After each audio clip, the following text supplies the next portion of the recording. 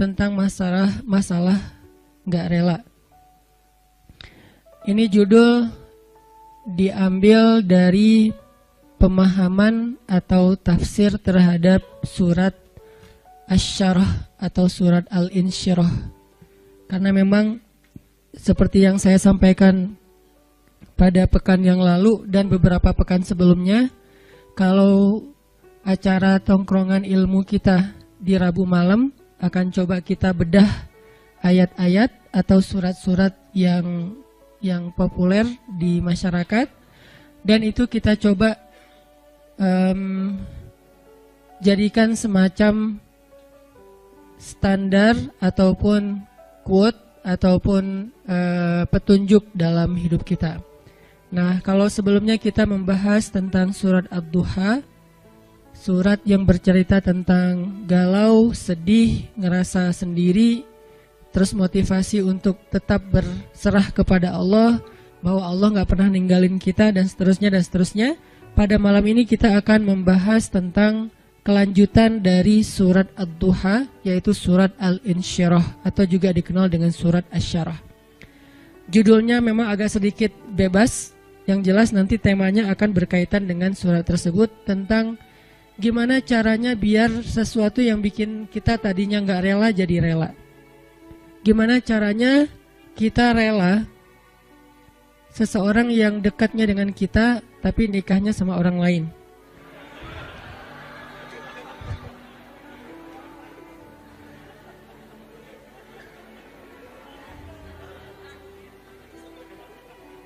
Soalnya saya juga gak rela.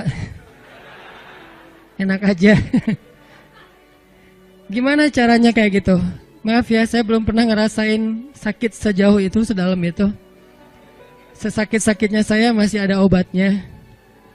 Sekarang udah terobati. Apaan sih?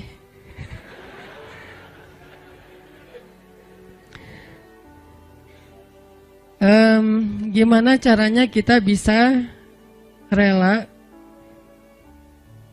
kalau pas kita berdoa minta sesuatu, Allah malah ngasih kita ujian. Kita lagi getol-getolnya meminta kepada Allah tentang sesuatu yang kita lagi kepengenin banget. Tiba-tiba Allah malah ngasih yang sebaliknya. Gimana caranya biar kita rela kalau kita ditolak dengan bahasa yang lembut? Kalau kita ditolak dengan alasan-alasan yang kadang-kadang gak masuk akal. Kalau kita ditolak alasannya misalnya kayak kita kayaknya gak cocok, soalnya hitung-hitungannya gak dapat misalnya. Atau karena mitos-mitos tertentu, atau orang tuanya kayak gak sreg gitu sama kita, padahal kita udah berjuang untuk caper-caperan habis-habisan, modalnya juga udah keluar banyak, tapi ditolak. Gimana caranya kita rela atau lega? Gimana biar kita lega? Ini ada nih. Kalau kita ke masjid pakai sendal eger, pulangnya nyeker. Siapa nih? Terus banyak yang jawabannya politik gitu, gak usah dibaca. Nah, gitu-gitu deh. Ada beberapa yang agak-agak unik. Tapi yang paling unik yang tadi. Kita udah kegeeran banget, dia dekat sama kita tapi jadiannya sama orang lain. Dan orang lain itu bukan siapa-siapa, teman.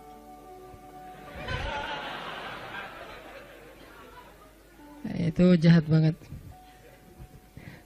Gimana caranya kita bisa rela? Pernah gak teman-teman mencoba untuk melakukan sesuatu yang kita tuh udah siap-siap bakal gagal? Kayaknya bisa dipastiin gak akan berhasil. Contoh, kita kayak mau ngedatangin seorang calon mertua yang anaknya itu idola kampus banget, atau idola sekolah, atau teman masa kecil kayak Spider-Man atau apalah. Terus kita kayak yakin banget bahwa kita tuh bukan standar orang tuanya dan pasti kemungkinan besar akan ditolak. Cuman kan gak ada salahnya juga untuk mencoba ya. Nah, ternyata ditolak beneran. Nah, gimana rasanya tuh? Apakah kita bisa benar-benar lega dan nggak dendam sama dia? Apakah kita benar-benar bisa ngerasa lega dan akhirnya bisa maafin orang tersebut kalau dia misalnya ngezolimin kita, ngejailin kita, ngecurangin kita, nikung kita? Yang terakhir agak berat sih, yang misalnya dia kayak memfitnah kita, ngomongin kita, mengkomen dengan hate di akun kita, meng-kick kita di grup atau nge-block kita di nomornya. Bisa nggak kita lega? Kita rela? Terutama kepada Allah Subhanahu Wa Taala, karena ada orang yang mungkin sering nggak rela dengan perlakuan manusia, tapi dia masih berusaha untuk rela dengan ketentuan Allah. Yang parah tuh sampai ke Allah juga nggak rela. Dia nggak rela ketika Allah memberikan dia satu ketentuan. Bahkan nikmat pun kadang nggak rela. Dikasih nikmat sekian dia berharapnya lebih. Dikasih nikmat begini dia berharapnya begitu. Dikasih fisik yang ini dia berharapnya kayak gitu. Dan seterusnya. Kadang-kadang masalah rambut aja dia nggak rela. Belum lagi nanti masalah kulit.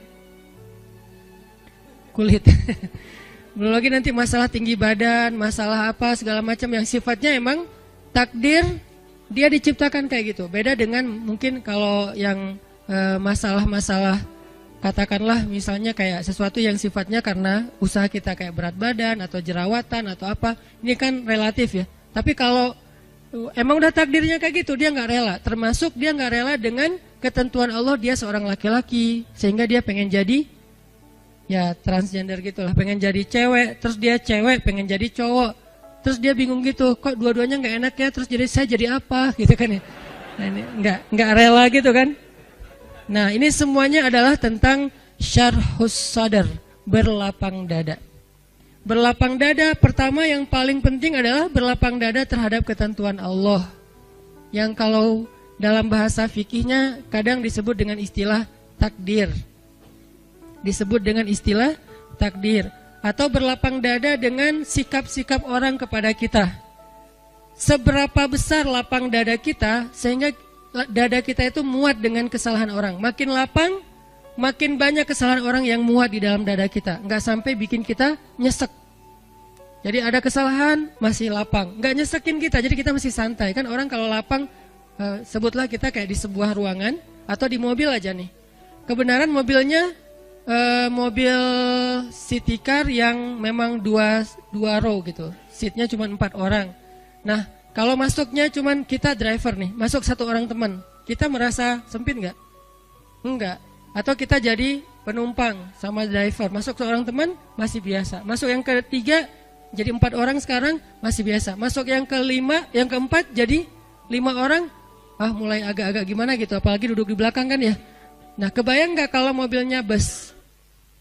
Kalau mobilnya city car yang mungkin cuman muat 4 orang nyamannya, terus diisi 5 orang, jadinya gimana? Nggak nyaman kan?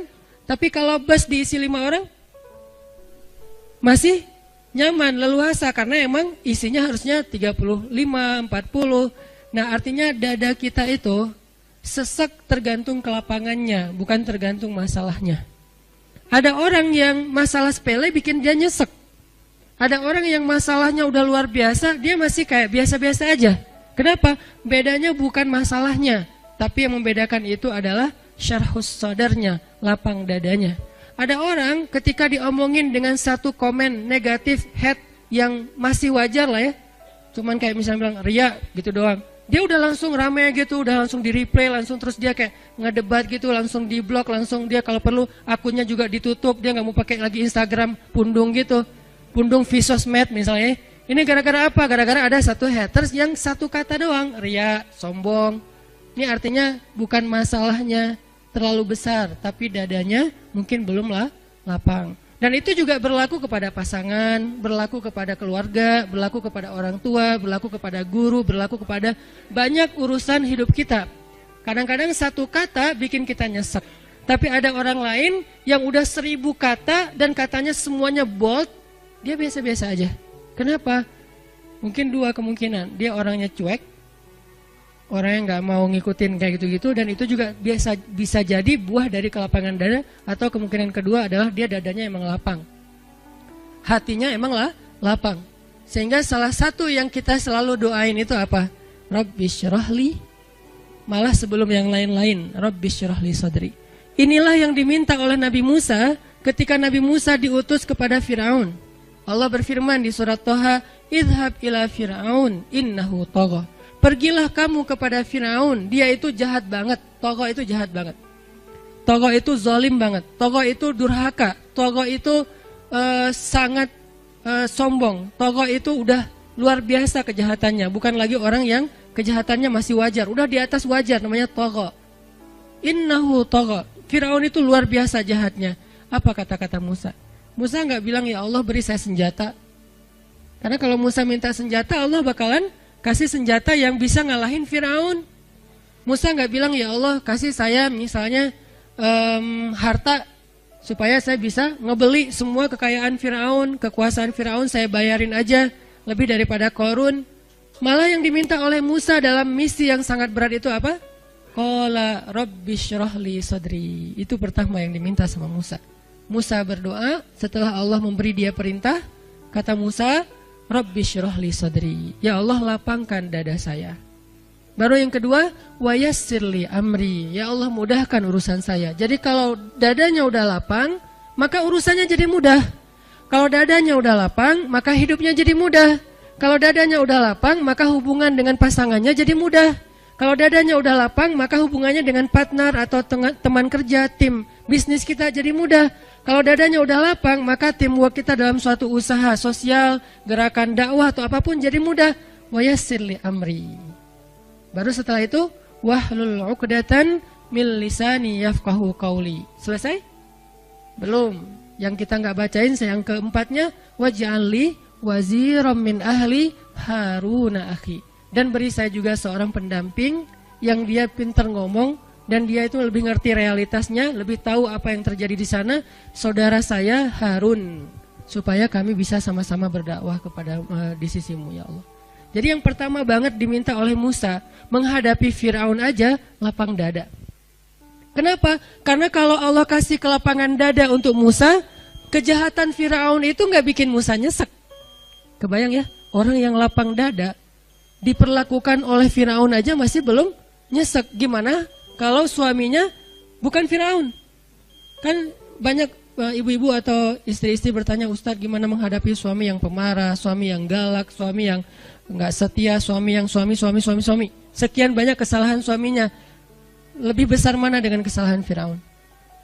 Pastinya lebih besar Firaun. Dan kita nggak membandingkan suami dengan Firaun ya. Artinya emang ya jauh lah insya Allah. Ini bukan dalam masa dalam niat membandingkan. Tapi kalau kesalahan Firaun aja dengan kelapangan dada Musa tidak pundung, Musa tetap bisa bersabar, Musa tetap bisa menuntaskan misi dakwahnya, berarti lapang dada itu penting banget dalam hidup kita teman-teman. Sampai dengan kelapangan dada bisa menghadapi orang sekelas Firaun, berarti kan lapang dada itu penting banget ya. Yang kalau di bawah Firaun pasti akan lebih lega lagi nih. Di Firaunin aja lega, di Firaunin. Jadi diperlakukan oleh Firaun aja masih lega. Itulah yang diminta oleh Musa. Ini menandakan bahwa lapang dada itu salah satu doa yang paling penting untuk kita baca teman-teman. Bukan cuma pas mau ngomong di depan kita baca Rabbi syrah li sadri. Kapan aja Rabbi syrah li sadri, Rabbi lapangkan dada saya. Lapangkan dada saya. Kalau mau pulang ke rumah buat yang udah punya pasangan, istri lagi ngambek di pintu, Rabbi syrah li sadri.